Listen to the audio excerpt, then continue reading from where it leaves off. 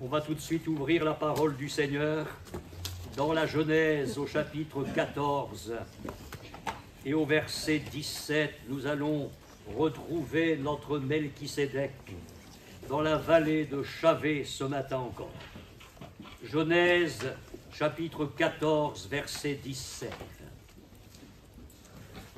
Après qu'Abraham fut revenu vainqueur de Kédor Laomer et des rois qui étaient avec lui, le roi de Sodome sortit à sa rencontre dans la vallée de Chavé, qui est la vallée du roi. Melchisédek, roi de Salem, fit apporter du pain et du vin. Il était sacrificateur du Dieu Très-Haut. Il bénit Abraham et dit: « Béni soit Abraham par le Dieu Très-Haut, maître du ciel et de la terre. Béni soit le Dieu Très-Haut qui a livré tes ennemis entre tes mains. » Et Abraham lui donna la dîme de tout. Le roi de Sodome dit à Abraham: « Donne-moi les personnes et prends pour toi les richesses. » Abraham répondit au roi de Sodome: « Je lève la main vers l'Éternel, le Dieu Très-Haut, maître du ciel et de la terre. Je ne prendrai rien de tout ce qui est à toi, pas même un fil, ni un cordon de soulier, afin que tu ne dises pas: j'ai enrichi Abraham, rien pour moi. » Et nous arrêterons ici la lecture. J'aimerais vous conduire une dernière fois vers ce texte de la Genèse pour vous parler de la bénédiction donnée à Abraham. Et je pèse mes mots, mais j'aimerais partager avec vous ce que je crois le Saint-Esprit m'a enseigné à propos de ce texte. Et très franchement, je souhaite qu'il y ait autant de bénédictions sur votre vie ce matin que j'en ai eu en méditant la parole de Dieu. Cette bénédiction donnée à Abraham est simple, mais elle est d'une étendue extraordinaire. Vous pouvez revenir avec moi au verset 19. Melchisédek bénit Abraham et dit: « Béni soit Abraham par le Dieu Très-Haut, maître du ciel et de la terre. » Vous remarquez que la bénédiction descend d'en haut, d'auprès de Dieu. Et de quelle bénédiction pourrions-nous avoir en partage si ce n'est ce qui vient d'en haut? Et cela ne vous aura pas échappé, mais il est fait 4 fois mention dans ce court passage du Dieu Très-Haut, en hébreu El Elyon. Au verset 18, la fin du verset, il était sacrificateur du Dieu Très-Haut. Verset 19, béni soit Abraham par le Dieu Très-Haut. Verset 20, béni soit le Dieu Très-Haut. Verset 22, Abraham dit: « Je lève la main vers l'Éternel, le Dieu Très-Haut. »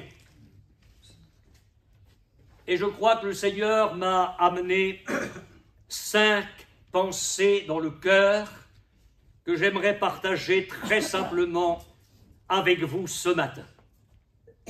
Le Dieu Très-Haut. Nous avons affaire ici à la nature de notre Dieu. Nous avons affaire ici à la position de notre Dieu. Il est le Dieu unique. Il est le Dieu suprême. Il est le Dieu souverain. Il est le Dieu qui est maître de tout et de tous. Dès le début de son enseignement, avez-vous remarqué que le Seigneur Jésus nous révèle notre Dieu comme El Elyon. Quand vous priez, dites « Notre Père qui est aux cieux ». C'est-à-dire que nous adressons notre prière, nos requêtes, notre foi repose sur le Dieu qui est au ciel, le Dieu très haut. C'est ce Dieu-là que les apôtres prêchaient. Quand l'apôtre Paul s'est trouvé à Athènes devant une certaine élite intellectuelle, des philosophes épicuriens et stoïciens, il est resté très simple. Et il a parlé du vrai Dieu parce que, en parcourant les rues d'Athènes, l'esprit de Paul s'est irrité en voyant cette ville pleine d'idoles. Il y avait même un autel au cas où ils en auraient oublié un. Ils avaient construit un autel en mettant un Dieu inconnu, comme ça. Et Paul leur a dit stop, stop. Il leur a dit Dieu est le Dieu qui a fait le monde, qui a créé le monde et tout ce qui l'entoure, et qui est le Seigneur, le Maître du ciel et de la terre. Et il donne à tous la vie, la respiration et toutes choses. Paul a prêché le Dieu très haut. Alors, mon frère, ma sœur, je ne sais pas ce matin dans quel état vous êtes arrivés dans ce lieu de réunion. Je ne connais pas tout de votre vie, toutes les circonstances qui font votre vie aujourd'hui. Je ne sais pas ce que vous traversez aujourd'hui dans le domaine physique, personnel. Quelles sont vos luttes intérieures, vos soucis, vos larmes secrètes? Je ne connais pas vos soucis pour telle personne de votre famille, un père, une mère, un fils, une fille. Tout ce qui peut faire que c'est pas facile en ce moment. Et je ne sais pas non plus ce que va être demain pour chacun de nous. Quel sera le demain pour l'Occident, pour l'Europe, pour notre pays? Quel va être le devenir de cette humanité en ébullition? Quel sera notre demain sur le plan familial, personnel? Qu'est-ce qui nous attend demain? Oh, il y aura de bonnes choses et des moins bonnes. Il y aura des sujets de joie et des occasions de pleurer. Il y aura certainement des moments faciles et des moments de lutte. Mais ce que je voudrais laisser d'abord dans votre cœur ce matin, c'est que votre foi, mon frère, ma sœur, elle repose sur le Dieu très haut. Amen. Sur le Dieu qui est maître de tout et de tous, qui connaît les gens, qui connaît les lieux, qui connaît les circonstances. Et si nous plaçons notre foi dans ce Dieu-là, il n'a pas une clé dans la main, il a un trousseau de clés pour ouvrir toutes les portes dont nous avons besoin. Et il faut que ce matin, nous prenions courage et que nous nous fortifions en lui. Je vous dis, quel que soit votre chemin présent et le chemin de demain, quel que soit le nôtre, je peux vous dire que nous allons vers de bonnes choses, parce que Dieu est le Dieu très haut. La seconde pensée est contenue aussi dans le verset 18. Melchisédek, roi de Salem, fit apporter du pain et du vin. Il était sacrificateur du Dieu très haut. Je ne vous dirai pas grand-chose là-dessus pour l'instant. Mais pour être béni par le Dieu très haut, il faut un médiateur. Comment nous, misérables que nous sommes, même si nous sommes chrétiens, il ne faut pas se leurrer, comment est-ce qu'on pourrait avoir contact avec le Dieu Très-Haut directement? Impossible. Il faut un médiateur qui vive auprès de ce Dieu Très-Haut. Un médiateur qui soit habilité à nous transmettre une telle bénédiction. Et nous avons notre Melchisédek, sacrificateur du Dieu Très-Haut, le Seigneur Jésus-Christ. Écoutez bien ce que dit l'apôtre Paul aux Éphésiens, et là nous ne sommes plus dans la Genèse. Béni soit Dieu, le Père de notre Seigneur Jésus-Christ, qui nous a bénis de toutes sortes de bénédictions spirituelles dans les lieux célestes. Donc on a bien affaire là à ce qui vient d'en haut, au Dieu Très-Haut, dans les lieux célestes, en Jésus-Christ. Et le Dieu Très-Haut a pu vous bénir, mon frère, a pu vous bénir, ma sœur, et il le fera aujourd'hui, et il le fera demain, à cause de Jésus. Ah, mes frères, j'ai mes défaillances. Oui, mais il y a Jésus. Frère, j'ai mes bonnes œuvres. Il y a Jésus. Frère, il y a mes années de conversion. Laisse ça de côté. Il y a surtout Jésus. C'est du sacrificateur dont tu as besoin. Il est celui qui, entre le Très-Haut et notre vallée de Chavé, qui n'est pas une vallée d'épreuve, hein. Tout est positif dans la vallée de Chavé, qui, entre le Très-Haut et la vallée de Chavé, nous apporte la bénédiction du Dieu Très-Haut. Verset 19, il bénit Abraham et dit, béni soit Abraham par le Dieu Très-Haut, maître du ciel et de la terre. Je voudrais m'attarder sur ce point-là. Le Saint-Esprit a eu beaucoup de choses à me dire. Nous avons l'immense privilège d'être bénis par ce Dieu-là.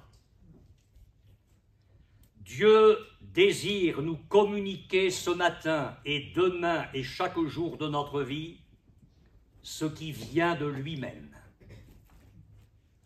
sa nature, sa position, son environnement. On parle beaucoup aujourd'hui de la défense de l'environnement. Mais je voudrais vous parler ce matin de l'environnement céleste. Dieu est au ciel. Et quand notre Melchisédek vient déposer sa bénédiction, la bénédiction du Dieu Très-Haut dans notre cœur, il y a quelque chose de l'environnement céleste qui nous envahit. Moi, je n'ai pas beaucoup de temps à passer pour savoir si un frère ou une sœur vit dans la communion du Dieu Très-Haut. Ah, ça s'entend, ça se voit. Ah oui, si tu es baigné par l'environnement céleste, si ton Melchisédek a pu te bénir de la part du Dieu Très-Haut, ça se voit. Et des gens qui disent, comment vous faites, pasteur, pour être toujours en forme? Ben, on n'a pas de problème, nous. On n'a pas de soucis, on n'a pas de coups durs. Il y a une sœur, quelque part, c'est pas ici, hein, mais je ne vous dirai pas où. Elle était irritée quand elle disait bonjour à ma femme. Comment ça va, sœur? Ben, ça va bien. Un jour, elle lui dit, ben, ça va toujours bien, vous. Mais où est le secret?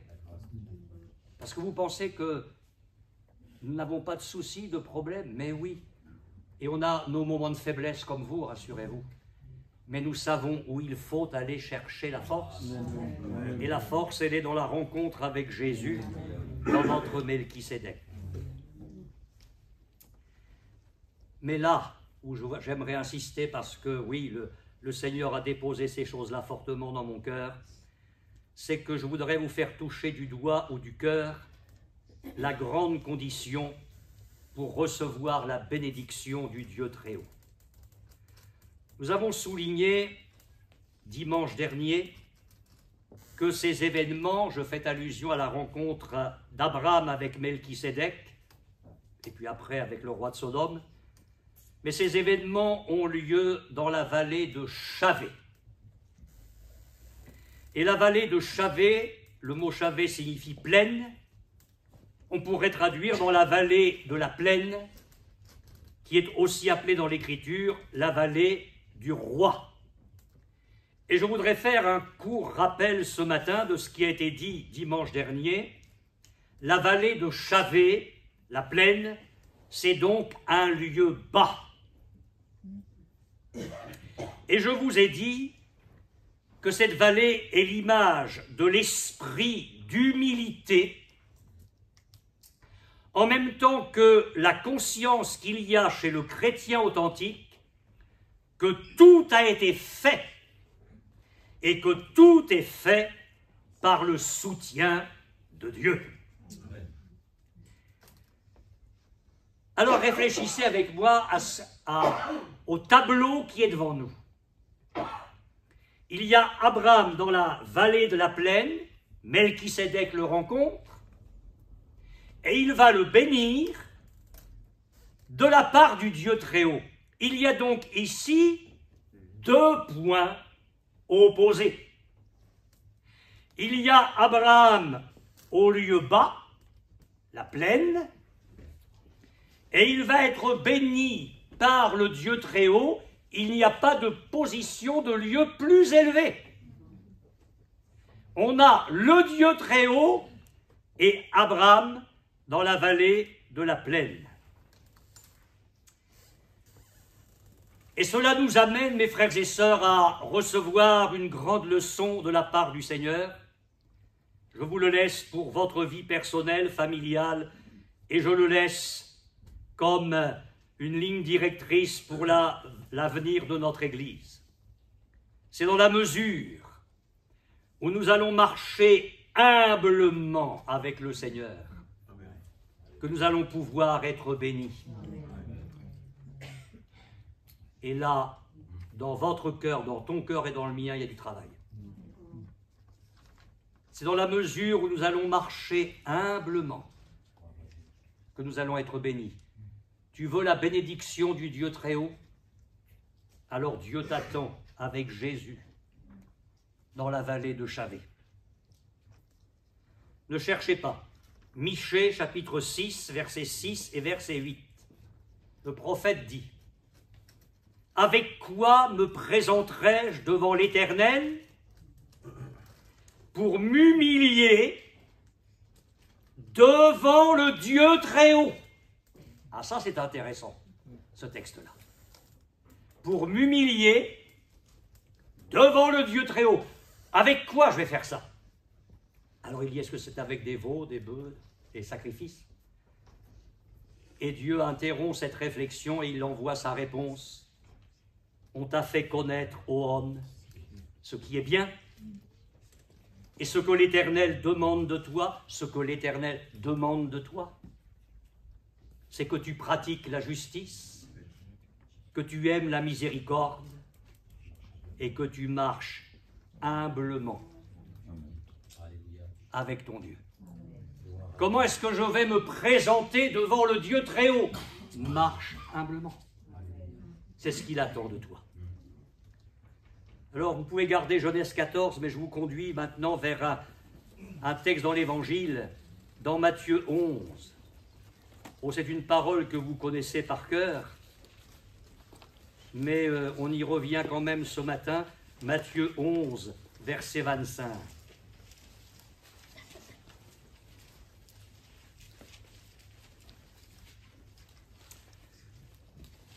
En ce temps-là, Jésus prit la parole et dit: « Je te loue, Père, Seigneur du ciel et de la terre, de ce que tu as caché ces choses aux sages et aux intelligents, et de ce que tu les as révélées aux enfants. » Entendez par là les tout petits. Oui, Père, je te loue de ce que tu l'as voulu ainsi.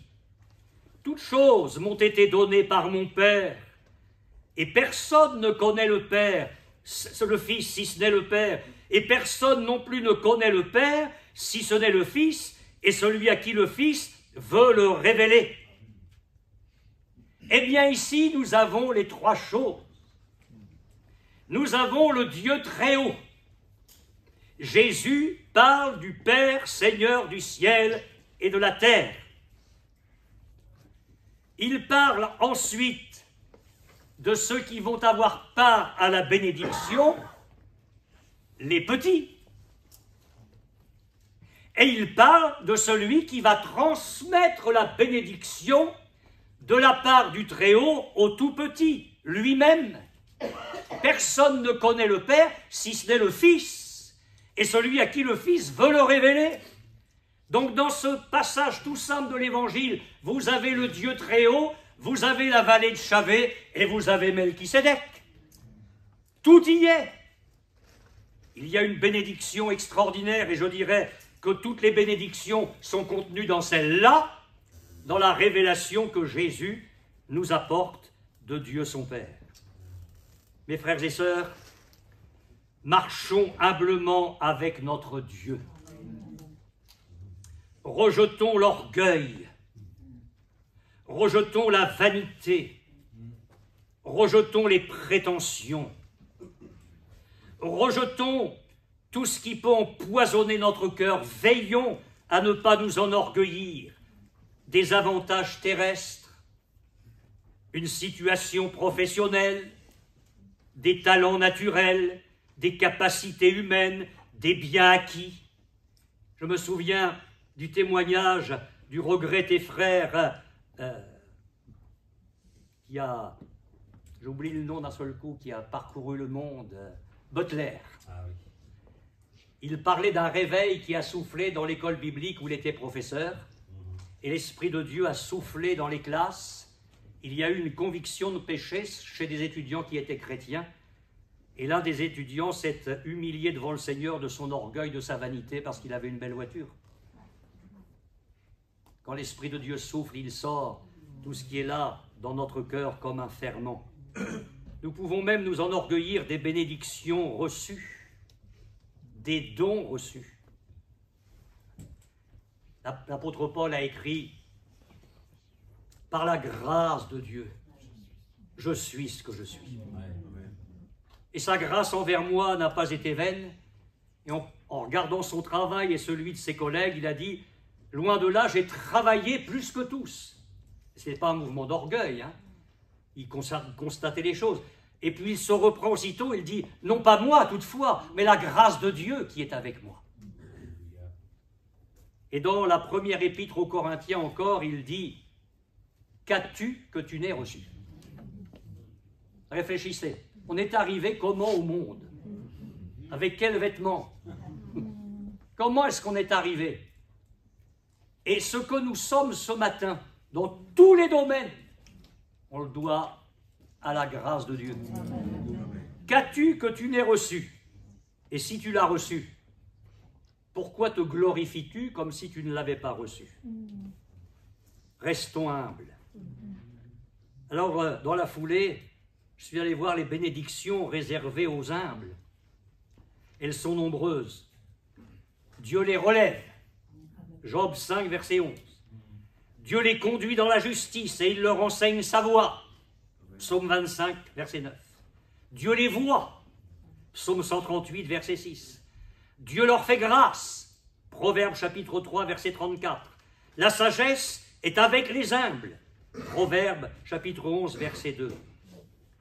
Mais j'ai aussi considéré les détresses qui fondent sur les orgueilleux. Et elles sont nombreuses. Alors ce n'est pas mon propos ce matin de les souligner ici, mais je vais vous laisser un seul texte, parce qu'il est terrible.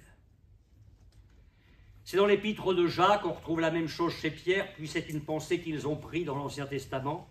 Dieu résiste aux orgueilleux.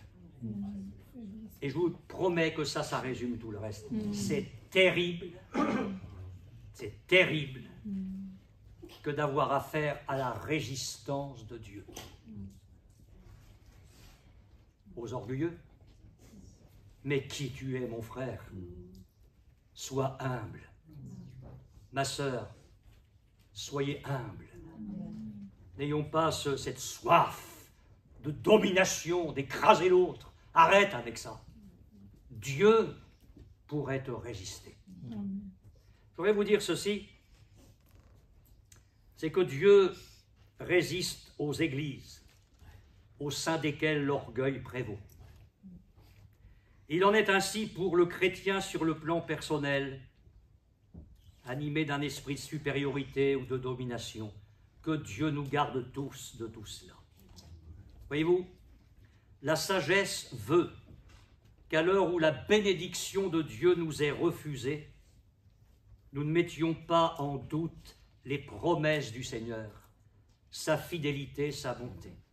On trouve parfois des chrétiens qui disent « Qu'est-ce que ça veut dire? J'ai pas encore telle bénédiction, j'ai pas encore reçu ça. » On ne peut pas mettre en doute les promesses du Seigneur. Il est vrai, il est fidèle, il est bon. Donc la solution n'est pas de mettre en doute la personne de Dieu, ce qu'il est et ce qu'il fait, mais dans ces moments-là, il est peut-être précieux de sonder notre cœur pour savoir si nous sommes toujours dans la vallée de Chavé. Est-ce que je suis toujours dans l'humilité, Seigneur? Ou est-ce que je suis prêt à réagir? J'en viens à la quatrième pensée, elle est au verset 20.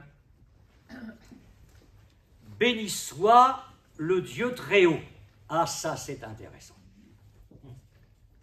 C'est intéressant. La bénédiction de Dieu dans la vallée de Chavé est maintenant donnée au Seigneur par Melchisédek. La bénédiction monte vers Dieu. Dieu est béni comme celui qui a donné la victoire. Béni soit le Dieu très haut qui a livré tes ennemis entre tes mains. C'est-à-dire que, en quelque sorte, la bénédiction de Dieu a été donnée à Abraham par Melchisédek de la part du Dieu très haut. Et maintenant, Melchisédek va bénir le Dieu très haut. C'est-à-dire que la bénédiction, elle remonte à sa source. La boucle est bouclée. Je vous ai cité tout à l'heure Éphésiens chapitre 1er verset 3. J'y reviens. Béni soit Dieu, le Père de notre Seigneur Jésus-Christ, qui nous a bénis. Donc, il nous a bénis, et maintenant que nous sommes bénis par le Dieu très haut, nous le bénissons. Béni soit Dieu qui nous a bénis. Et notez bien encore ici que la bénédiction est donnée au Dieu très haut par Melchisédek. C'est-à-dire que nous avons l'image de la double fonction du sacrificateur. Nous avons ici l'image parfaite de la sacrificature de Christ. Il est devant nous pour Dieu et il est devant Dieu pour nous. Quel esprit, ou quel état d'esprit plutôt, monte de la vallée de Chavé? Eh bien, c'est la pleine conscience que toute victoire remportée sur nos ennemis est l'œuvre du Dieu très haut. C'est encourageant, il ne faut jamais l'oublier. Puis en même temps, il faut que ça nous fortifie pour l'avenir. Mais oui, béni soit le Dieu très haut qui a livré tes ennemis entre tes mains. Oui, Abraham, tu as eu des sentiments nobles, c'est vrai. Tu avais 318 braves serviteurs, vous avez combattu, vous avez fait votre part, mais n'oublie jamais que si tu as la victoire, c'est à cause du Très-Haut. Grâce soit rendue à Dieu, qui nous fait toujours triompher en Jésus-Christ. C'est lui. Paul écrit aux Romains, dans toutes ces choses, nous sommes plus que vainqueurs par celui qui nous a aimés. Mais c'est quoi toutes ces choses? Il faut voir le verset d'avant.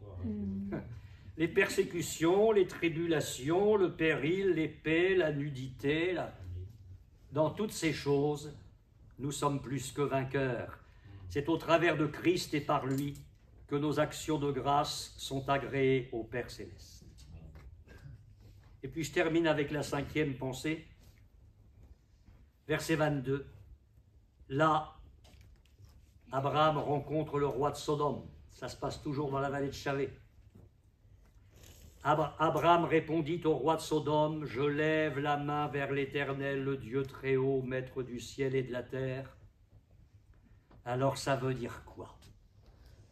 Ça veut dire que la bénédiction que Dieu va déposer dans ta vie aujourd'hui, et comme tu ne peux pas vivre sur les bénédictions d'hier, parce que Dieu n'aime pas les surgelés, il nous arrose d'une huile fraîche tous les jours, la bénédiction que Dieu te donnera demain, la bénédiction que Dieu te donnera après-demain, cette bénédiction-là va être une force devant l'ennemi de ton âme, devant les épreuves et les tentations. Vous remarquez comment Melchisédek présente Dieu à l'esprit d'Abraham, le Dieu très haut, maître du ciel et de la terre, puis il déclare qu'Abraham est béni de la part de ce même Dieu. Ça va être une puissante préparation pour la rencontre avec le roi de Sodome.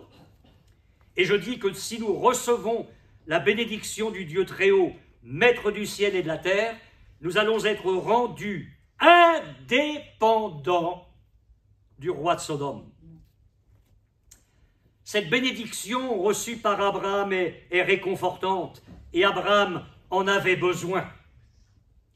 Essayez d'imaginer le contexte. Abraham est entouré de Cananéens, des gens hostiles, méchants.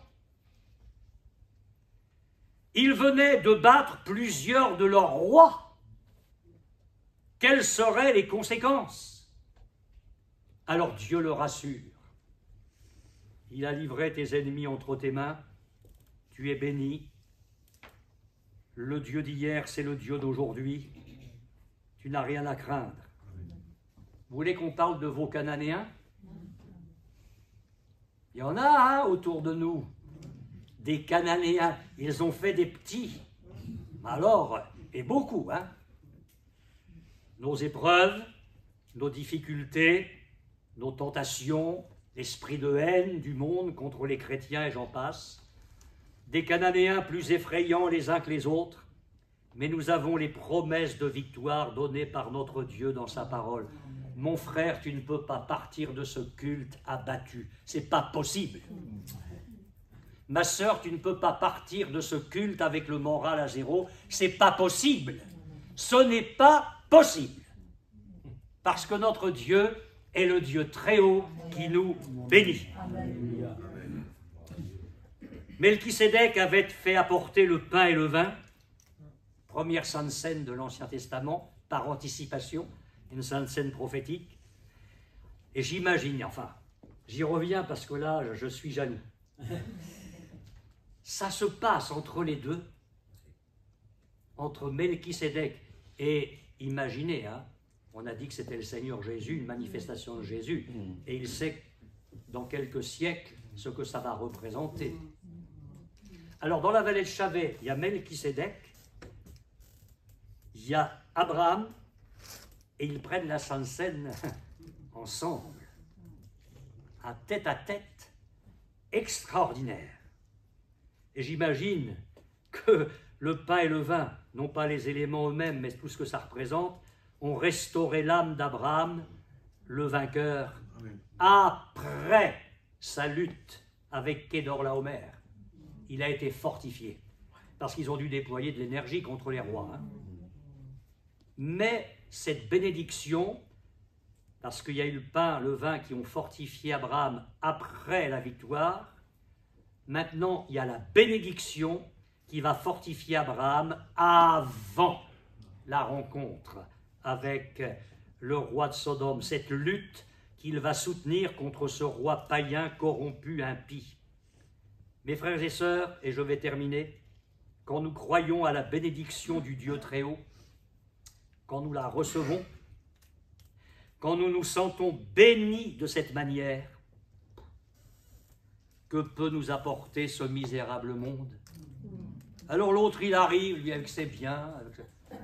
Mais Abraham vient d'être béni par le Dieu très haut.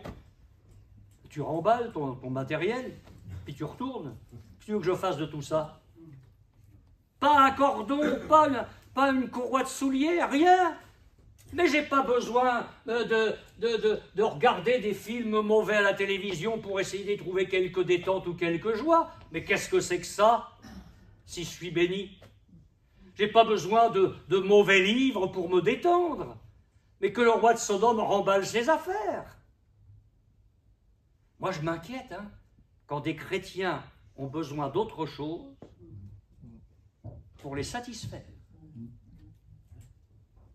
que ce qui vient d'en haut. Si tu as besoin de ce que le roi de Sodome te propose, c'est que ça ne va pas. Hein. C'est que ça ne va pas. Parce que quand on est béni par le Dieu très haut, alors, oui, on va redire ce que Paul a écrit ailleurs, quelque part dans le Nouveau Testament. Nous avons tout pleinement en lui. Alors oui, le culte s'est terminé par la dîme d'Abraham. Non seulement il n'a rien reçu, il n'a rien voulu recevoir, mais il a donné. Et comment est-ce qu'il ne pouvait pas faire autrement? Bien sûr qu'il a donné. Quand on reçoit, on donne. Il a donné la dîme de tout. C'était l'expression de la reconnaissance de ce qui était dû à Dieu en rapport avec ce qu'il avait reçu de lui. N'oublions pas ces choses ce matin, mes frères et sœurs. Elles sont le secret d'une vie riche, d'une vie de victoire. Que la grâce de Dieu nous accompagne. On va rendre grâce à Dieu et puis on va entrer dans la deuxième phase du culte. Notre frère Emmanuel va nous conduire dans des chants de louanges. On aura un temps de louange encore. On va célébrer le repas du Seigneur. On permettra aussi au Saint-Esprit de nous parler encore si nécessaire, mais que nous vivions un bon temps devant la face de Dieu. Alléluia. Aide-nous à serrer ta parole dans notre cœur, Seigneur. Aide-nous à ouvrir notre cœur pour que nous puissions nous aussi être bénis largement, totalement par le Dieu très haut, Maître du ciel et de la terre. Donne-nous d'avoir constamment recours à notre Melchisédek, à notre Seigneur Jésus, qui est notre souverain sacrificateur, qui est là comme l'intermédiaire entre toi et nous. Il nous apporte ce qui vient de toi et il t'offre, en le purifiant, ce qui vient de nous au travers de lui, au travers de sa personne, de ses perfections. Combien nous te bénissons et nous te louons. Ce matin, nous voulons célébrer tes louanges. Nous voulons éclater en action de grâce, Seigneur, parce que tu en es digne. Amen. Amen.